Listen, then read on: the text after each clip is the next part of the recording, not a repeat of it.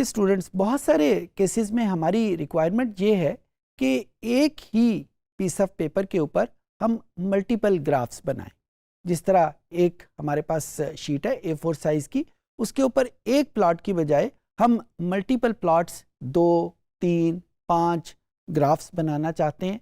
ये भी चाहते हैं कि वो प्लॉट्स जो हैं, अगर मैं चाहूँ को एक उसमें 3 रोज़ डेवलप हो जाएं, 4 रोज़ में वो प्लॉट्स बने, या हर रो में 2-2 प्लॉट बन जाएं। यानी मुख्तलिफ सीक्वेंस, मुख्तलिफ कॉम्बिनेशन एक ही शीट के ऊपर बनाना चाहें तो आर के हमारे पास कौन से फंक्शंस अवेलेबल हैं जो यहाँ पे हमारी मदद करेंगे। सिमिलरली कुछ सिचुएशन ऐसी भी होती है कि हम एक ही ग्राफ के ऊपर मुख्तलिफ डेटा सेट्स को ग्राफ करना चाह रहे होते हैं, प्लॉट करना चाह रहे होते हैं। जैसे मेरे पास इंफॉर्मेशन है इनकम्स की, मेल की और फीमेल की, तो मैं एक ही ग्राफ के ऊपर उनको, मेल को और फीमेल की लाइंस को, उनकी इनकम्स की जो एवरेज वैल्यूज़ हैं या एवरेज उनकी डेटा पॉइंट्स हैं, उनको मैं ग्राफ करना चाहता हूँ, बजाय ये कि उनको अलहदा अलहदा ग्राफ्स के ऊपर करूँ। क्योंकि एक ही ग्राफ के ऊपर जब करेंगे तो उनका कंपैरिजन करना हमारे लिए बहुत आसान होगा। तो आर में ऐसे हमारे पास फैसिलिटीज़ मौजूद हैं। आइए कंप्यूटर की स्क्रीन पे चलते हैं और देखते हैं कि आर में ऐसे कौन से फंक्शन हैं, कैसे यूज़ करेंगे कि मल्टीपल प्लॉट्स हम डेवलप कर सकें। ये मेरे पास आर का इंटरफेस मौजूद है। यहाँ पे मैं एक फ़ाइल ऑन कर लेता हूँ, वही फ़ाइल जो कि हम अक्सर यूज़ करते हैं, एम्प्टी कार्स के नाम की। और ये मुझे फर्स्ट 5 रोज़ मुझे यहाँ पे शो कर देगा। और इसका फ़ायदा मुझे क्या होगा कि मुझे उसके कॉलम हेडिंग्स का पता चल जाएगा, यानी वेरिएबल के नामों का मुझे पता चल जाएगा। अब यहाँ पे मैं एक प्लॉट डेवलप करता हूँ, और वो प्लॉट, इस प्लॉट डेवलप करने से पहले मैं इसको अटैच कर लेता हूँ ताकि मुझे बार बार एम्प्टी कार्स का नाम ना लिखना पड़े। ये मैंने इसको अटैच कर लिया और फिर उसके बाद मैंने प्लॉट कर दिया MPG को। ये MPG का मेरे पास प्लॉट है। इसकी टाइप चेंज की, और टाइप चेंज करने के बाद इसको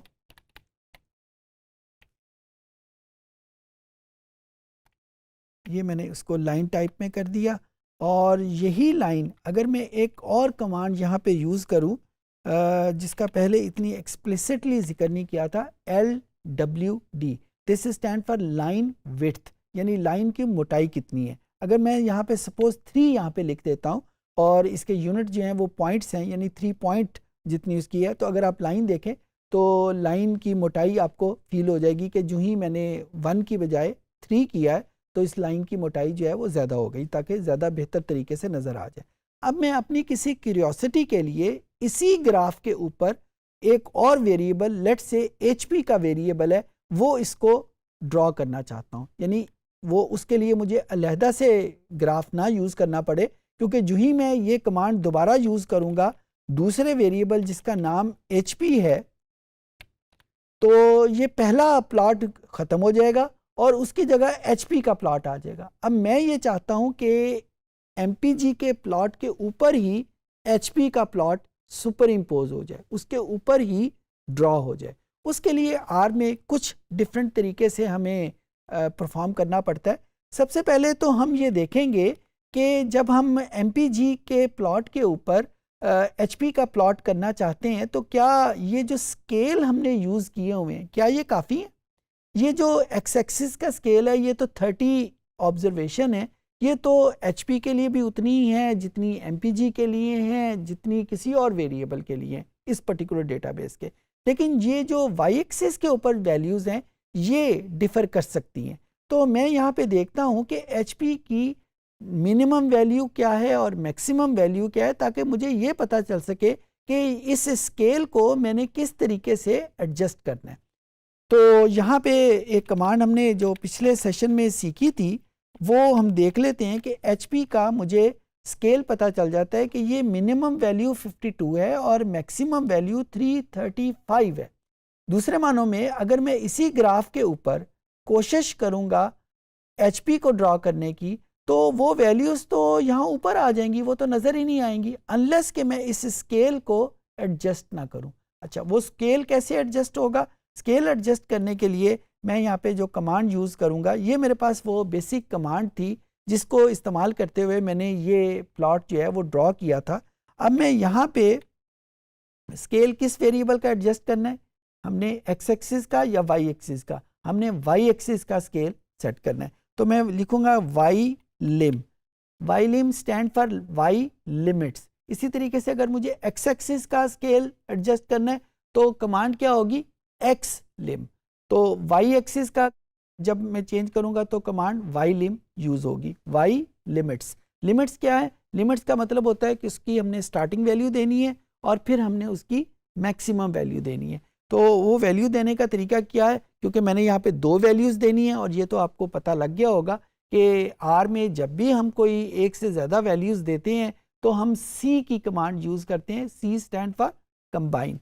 तो यहाँ पे हम कंबाइन किसको करेंगे? मिनिमम वैल्यू जो है वो 52 है। इसका मुझे कहाँ से पता चला? ये ऊपर मैंने इसकी समरी से फाइंड आउट किया हुआ है। और यहाँ पे मैंने मैक्सिमम वैल्यू 335, ये मैंने मैक्सिमम और मिनिमम वैल्यू दोनों इसमें लिख दी। अब जो ही मैं ये ग्राफ ड्रॉ करूँगा तो ये वैल्यूज़ जो है वो बहुत छोटी वैल्यूज़ चली जाएंगी, 50 से स्टार्ट होंगी और 335 तक जाएंगी। अब यहाँ पे तो कोई ग्राफ नहीं रहा, कहाँ चला गया? अभी थोड़ी देर पहले तो ग्राफ था। वो ग्राफ इस वजह से गायब हो गया कि आपने ये जो लिमिट सेट की हैं उसमें MPG की वैल्यूज़ के लिए तो कोई गुंजाइश ही नहीं छोड़ी आपने। तो लिहाजा आपको ये कमांड यूज़ कैसे करनी पड़ेगी? इसकी मिनिमम वैल्यू 0 अगर रखेंगे तो आपको अब ये प्लॉट नज़र आएगा MPG का, जो कि हमें ये बता रहा है कि वैल्यूज़ यहाँ पे इस रेंज में लाई करती हैं। अब इसी ग्राफ के ऊपर हम HP की वैल्यू को सुपर इम्पोज करेंगे। कैसे करेंगे? उसके लिए मैं अगर प्लॉट की कमांड यूज़ करूँगा तो ये प्लॉट गायब हो जाएगा और उसकी जगह पे नया प्लॉट आ जाएगा। तो उसको, इस प्लॉट को रोकने के लिए जो कमांड यूज़ होगी वो लाइंस की कमांड यूज़ होगी। लाइंस स्टैंड फॉर के इसके आगे जो भी प्लॉट आएगा वो इस प्रीवियस प्लॉट के, जो भी प्रीवियस प्लॉट है उसके ऊपर लिखा जाएगा। प्लॉट जो है वो गायब नहीं होगा बल्कि उसी प्लॉट के ऊपर वो सुपर इम्पोज हो जाएगा। अब यहाँ पे कौन सा मैंने वैल्यू देनी है? HP की। अब मुझे आगे उसकी टाइप और उसकी विड्थ देने की ज़रूरत नहीं है। अगर दे भी दिया जाए तो उससे कोई फ़र्क नहीं पड़ेगा क्योंकि ये वैल्यूज सेट है। अगर मैं इसको दे देता हूँ for example type is equal to L और विड्थ जो है इसको 3 कर देते हैं और यहाँ पे जो कलर है वो मैं लेट से रेड कर देता हूँ ताकि मुझे 2 लाइनों का अलहदा अलहदा पता चल जाए। और ये मैंने जब ग्राफ किया तो अब ये वही प्लॉट जो है वो दोनों लाइंस को शो कर रहा है।